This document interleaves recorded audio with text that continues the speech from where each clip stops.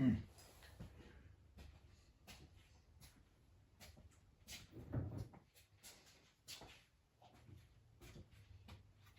well, hey, welcome back, everybody, to Adventure with Grandpa. We got through Christmas. Happy Christmas. I hope you all had a wonderful Christmas, got all the gifts you wanted to. Happy Hanukkah to our Jewish friends. And we're about 3 days away from the new year. I don't know about you guys, but I'm definitely ready for something new. So, let's start it off this way. May our friends and families be close. May our enemies be closer so that we know what they're up to and we can turn them into friends instead of enemies. May the Lord bless you and your family, and may you raise a high toast to those that you have lost or you love that you don't have contact with. Godspeed.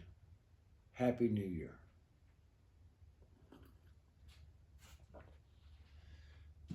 All right, enough with the sentimental stuff.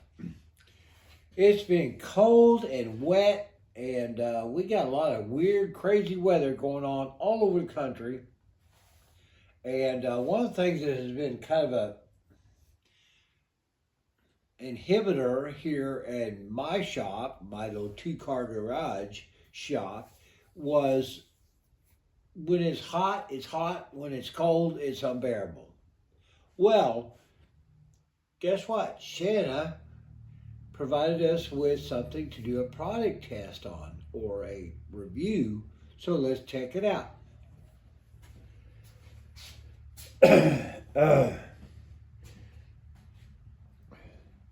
This is,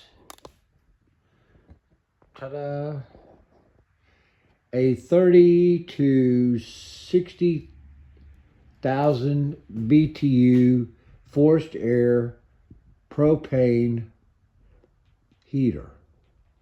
Comes with a 10-foot feed line to go to your barbecue grill tank.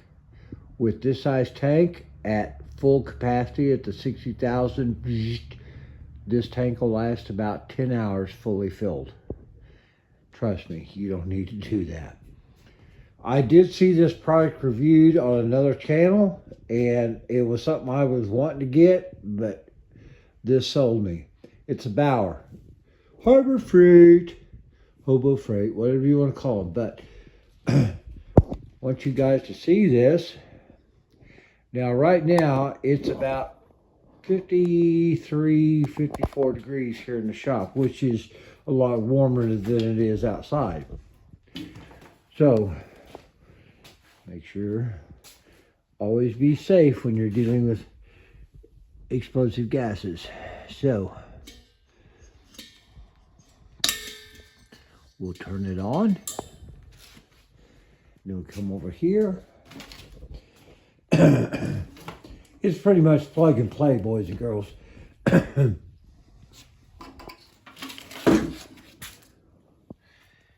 Your fuel line hooks in back here. You have the electrical plug-in for your fan and that. You have your gas control knob here, your igniter switch, your gas feed, and your on and off switch. So the first thing you got to do, which we're going to do right now, is turn it on. Turn it on. Fan starts. And we're going to set you down right here for a second. Hopefully. We're going to hit the igniter. Voila.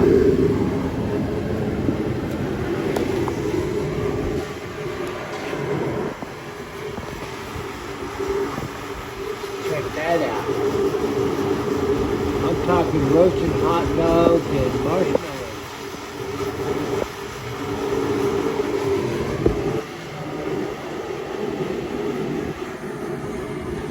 I was out here earlier in the day and Outside it was about 45 to 48 degrees temperature, raining, just miserable. And it was that cold in here. I fired this girl up. I had her on about 10 to 20 minutes and it was toasty warm in here. I mean, I could work easily out here in t-shirts. I was a little more dressed than that, but it's very, very comfortable. So for what this, I don't know what it's going to go for after Christmas, but if you need a space heater for your basement, your shop garage, whatever, this little baby looks and works great, and it's like $100. Now, it's rated 30 to 60,000 BTU tank, 10 hours at high setting. What else? It's rated for about a 1,320 square foot heating area, which is about right for a 2-car garage. The review that I saw earlier, they were trying to heat up a shop much larger. It was about 3,500 feet. No. But this type of DIY, you guys working in your garage, either on a project or your own cars, or look, my screen porch with the plastic down over the windows and stuff, you know, so it's kind of an enclosed space. You could toast up that screen porch in about 3 to 5 minutes with this sucker. I mean, it's a nice little rig. So, yay! Now we can kind of start, you know, can't use the cold temperature in the garage as an excuse to get some stuff done. And we're not, because with that, we have actually achieved, finally, after hours and weeks and months of aggravation. Looky here, boys and girls. We have a mounted A-frame. This has been a nightmare from hell. When you're doing something with an old A-body Mopar, or probably anything in this generation where you got this kind of front end set up, yeah, well, you should have went tubular, man. You should, you know, I want to tell you something. It wouldn't have been any different with tubular over conventional A-frames, because the problem wasn't that. It was here. After all these years, everything gets banged up, beat up, somebody breaks something, somebody comes in here with their, you know, hey, I got a buddy with a loader. Stuff gets messed up. And so when you come in like me, and you're trying to put it back together and make it work properly, and she's pretty, you're stuck with, okay, I have to do a lot that you wouldn't think you'd have to do. Well, let's just get to the point. We installed the new bushings. Of course, we have the upper control ball that was installed. We tried to paint it up, do the restoration of the paint and everything. Of course, probably going to have to reshoot some of that from the abuse of getting this all to work. But the big thing was the new bushings with their shieldings and all that, and the situation with the damage to the channel rails. I had to do, excuse me, it's not COVID. I had to grind down a lot of the bushing faceplates. And even after doing what I thought was more than enough, I found that it was still a chore. But instead of trying to take it back up yet again, after getting this one in and bolted in, and I'll be honest with you guys, you've got to put this one in first. And you got to put your bolt head in this side, not the other way around. Because if you put it the other way around, that creates an issue with your shock absorber and everything else. Not to mention the fact that if you do end up, like we did on this one, having to cut something out, you're going to be able to cut this off out here a lot easier than you are in there. God forbid. But, so, we've got it in. Haven't got it fully tightened down. I'm taking my time, in part because this poor old A-frame did get some abuse and she's a little tired. So we're trying to slowly get everything put back in the proper torque so that everything will reform. But she's stiff. Now, you say, well, is that right? Yeah, it is. You don't want this thing to flap up and down. It needs to be stiff. And it will loosen up as things kind of, get worked in here. But you don't want it to flop up and down. So, we're now at the point where we can look at hooking the upper control arm ball joint to the spindle shaft assembly. But before that, we have to reinstall the torsion bar, because you want to do that while you've got all this in the down relaxed position, so that when you pull it up and start bolting all the stuff back up in place, that torsion bar has some tension on it in order for it to work properly. So, hopefully tomorrow, without any other things on the list of chores, maybe we can get out here and shoot a video of getting the torsion bar installed and getting the upper ball joint remounted to the spindle plate.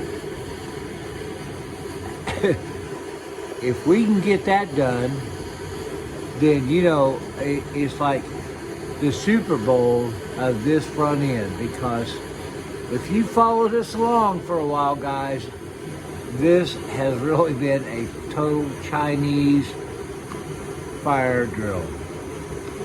But now, with a little more knowledge and experience, we're hopefully not going to have to deal with this kind of nonsense when we rebuild the other side. We'll be ready to go.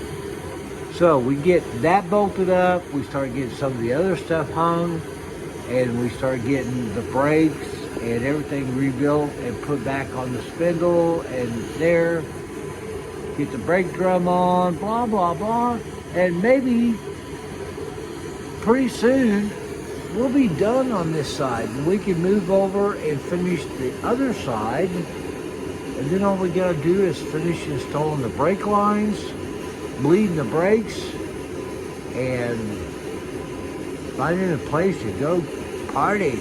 Yeah. You guys have a great new year. Thanks for watching. Thumbs up.